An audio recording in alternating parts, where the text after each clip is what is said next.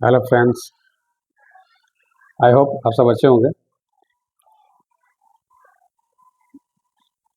अभी शाम हो गया है, किचन खाना बनाने का टाइम हो गया है।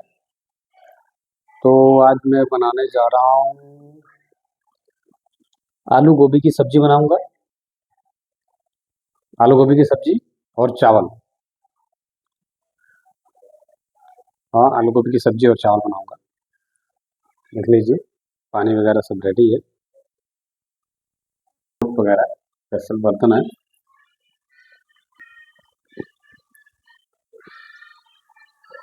सो फिर आपसे मिलते हैं खाना बनाने के टाइम में। ओके, नमस्कार। वीडियो को लाइक करें, कमेंट करें, शेयर करें और चैनल को सब्सक्राइब करें।